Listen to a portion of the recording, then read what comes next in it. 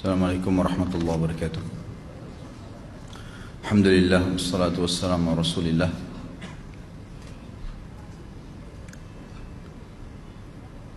Sebelum salam ditulis, maaf Ustaz, tema yang lalu. Baik. Sudah 11 bulan saya nggak punya kerjaan tetap. Nafkah yang saya berikan ke istri sangat minim sekali.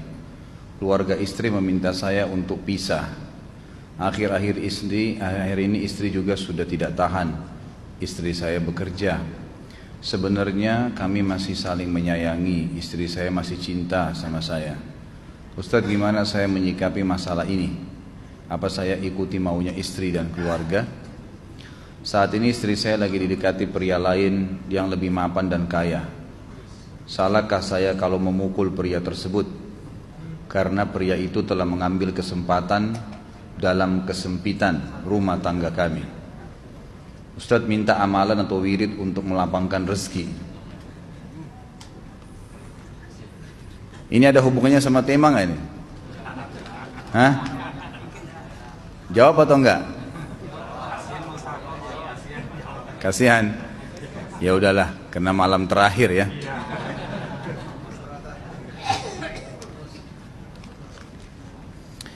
Yang pertama sekali, saya menyarankan Anda saran dari laki-laki ke laki-laki.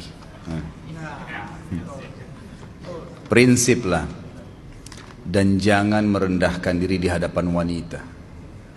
Maksudnya begini, pada saat seorang wanita yang menjadi istri Anda membutuhkan Anda, tunjukkan kebutuhan kita 1000 kali daripada dia. Dia sayang, dia perhatikan, dia siap berkorban. Kita harus 1000 kali lebih hebat daripada itu. Laki-laki memang penaung.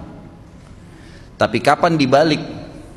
Kalau saya pribadi, kapan dia tidak butuhkan, menunjukkan kebutuhan, saya 1000 kali tidak butuh sama dia. Untuk apa Anda merendahkan diri di depan seorang wanita yang kalau memang dia tidak bisa menjadi seorang istri? Karena kapan wanita sudah menyombongkan diri di hadapan laki-laki, tidak akan ada wibawa sama sekali. Ini poin dulu dalam pembukaan.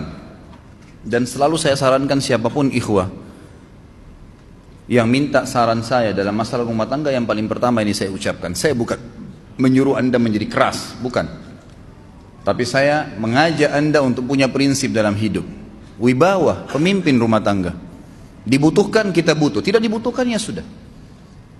Masih banyak gantinya. Dia mau ganti laki-laki lain, silahkan, ahlan wa sahlan, silahkan. Allah akan gantikan penggantinya yang lebih baik. Dan itu harus bisa kita punya prinsip. Memang begitu. Kalau ini kita terapkan dalam kehidupan kita, kita akan sangat mudah hidup. Terkadang subhanallah ada pengorbanan berat. Berpisah dengan meninggal, berpisah karena masalah dosa yang dilakukan oleh pasangan kita. Jelas haram. Kalau ada seorang istri hanya karena masalah suaminya kekurangan ekonomi mau berhubungan sama laki-laki lain, wanita apa ini? Cinta itu pengorbanan, kasih sayang. Bukan hanya pada saat mampu kemudian disayang, pada saat tidak mampu kemudian ditinggal. Subhanallah. Hati-hati, hukum Allah subhanahu wa ta'ala berlaku. Akhwat yang jadi istri, ikhwah yang jadi suami, harus tahu pasangan kita itu punya Tuhan sebagaimana kita punya Tuhan yang sama. Dan Allah itu maha adil. Memang dalam kehidupan kita ada naik turunnya. Dan makna cinta adalah pengorbanan. Itu sebenarnya. Kalau hanya kita kantongnya lagi penuh kemudian disuka sama istri, pada saat lagi tipis, lagi masalah kemudian dia mau berhubungan sama laki-laki lain, na'udzubillah min dzalik. Wanita apa ini? Kalau saya tidak naungin. Kalau saya nggak naungin. Kamu mau sama dia silahkan. Ahlan sahlan, silahkan jalan. Kalau saya, istri saya sangat tahu prinsip saya. Kalau kamu merasa ada laki-laki lain yang kamu anggap baik, atau kamu mau ingin memasukkan pendapat keluargamu dalam rumah tangga saya sehingga kedudukan saya sebagai suami tidak didengar lagi, silakan pilih keluarga kamu. Tidak ada masalah. Jadi jangan jadikan sebagai beban. Oh, nanti kalau pisah saya hidupnya bagaimana? Saya melarat. Ini kenapa ini? Saya mati kalau nggak sama dia, ya mati bener nanti. Gila kalau nggak nikah sama dia, gila kalau siapa ini? Ini kenapa ini? Keluar dari bingkai hidup itu. Seorang muslim itu hidupnya mulia. Dia dihormatin, dia menghormatin. Dia dihina, tinggalkan. Gitu kan. Allah SWT tidak menyuruh kita menghinakan diri, tidak boleh. Kalau wanita ini misalnya, istri ini yang dikatakan tadi masih mencintai suaminya, dia hanya sekedar minta kerja, ya, garis bawahi kalimat ini ya, dia hanya sekedar minta kerja untuk membantu nafkah rumah tangga, ahlan wa sahlan, jempol, nggak masalah, bagus itu. Sampai suaminya mapan, itu baik. Tapi dalam kondisi masih status istri punya hubungan sama laki-laki lain, naudzubillah min dzalik. Mana ghirah, mana kecemburuan positif yang telah Allah pelihara dalam diri kita, nggak boleh. Pada saat seorang sahabat pulang ke rumahnya mendapatkan istrinya selingkuh dengan laki-laki lain, tidak disebutkan apakah berhubungan biologis atau tidak, tapi yang jelas sahabat ini sampai kaget masuk ke rumahnya temukan ada laki-laki lain. Dia bingung mau lakukan apa. Dia pergi ke Nabi SAW lalu berkata, ya Rasulullah, saya pulang rumah istri saya lagi sama laki-laki lain. Maksudnya dia pandu saya harus buat apa nih? Apa yang terjadi? Subhanallah, Sa'ad radhiyallahu anhu sahabat Nabi mulia menghenuskan pedang mengatakan, ya Rasulullah, kalau terjadi pada rumah tangga saya akan penggal dua-duanya. Dua-duanya saya penggal nih. Tapi di sini ulama bilang saat ingin menghukum kalau terjadi pada keluarganya dengan penggal ini, bukan maksudnya dia menghukum secara individu, maksudnya dia, saya ingin terapkan hukumnya Allah, dirajam, dibunuh karena mereka sudah menikah dan berzina. Hukum Allah terapkan, kemuliaan agama harus ada. Harus begitu.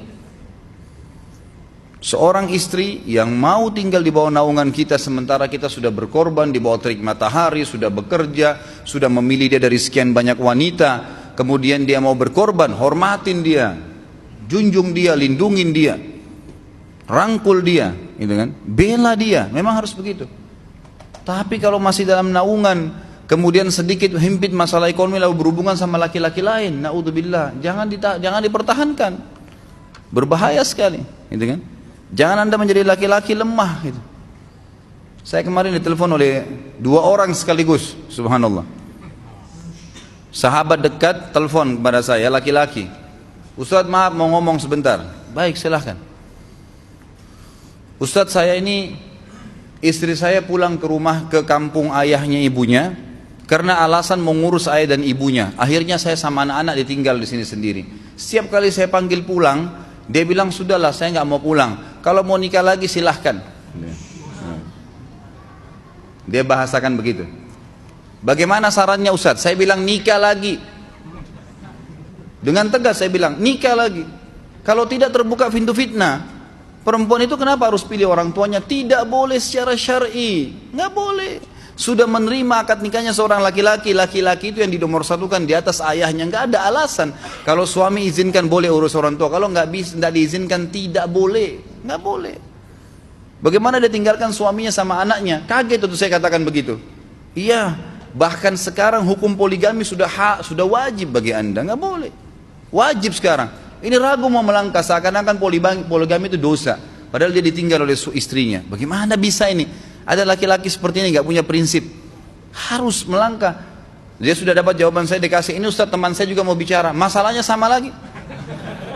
Ustaz istri saya tinggalkan saya, Ustaz kayak mau menangis. Sebentar, jangan pakai nangis laki-laki. Apa ini cengeng? Ditinggal wanita nangis, subhanallah. Orang nangis itu ditinggal meninggal Rasulullah SAW, ketinggalan sholat subuh berjamaah, itu nangis. Nggak jadi jihad, nah itu nangis. Ditinggal perempuan nangis, la ilaha illallah. Allah ciptakan perempuan lebih banyak daripada laki-laki. Ini bukan menurunkan martabat perempuan ya. Artinya harus seorang pemimpin itu punya wibawa. Nggak bisa, kalau nggak akan dianggap remeh nanti. Istri itu dinaungin, dilindungin, dididik, diberikan haknya ia. Berikan berlipat-lipat penghormatan sebagaimana dia berikan satu penghormatan, nggak apa-apa. Tapi jangan sampai menginjak martabat seorang pemimpin, tidak boleh. Akhirnya saya sampai bilang sama dia, akhi, ambil keputusan. Kamu mau balik sama saya berumah tangga di sini, atau kamu pilih rumah orang tua kamu? Oh, saya pilih orang tua saya, baik, saya ceraikan kamu sekarang. Assalamualaikum, tutup telepon, selesai. Jangan lama-lama. Cengeng sekali. Udah sujud sama Allah, saya masih berat cintanya Allah. ia minta kepada Allah subhanahu wa ta'ala. Ini gampang dihilangkan dari hati.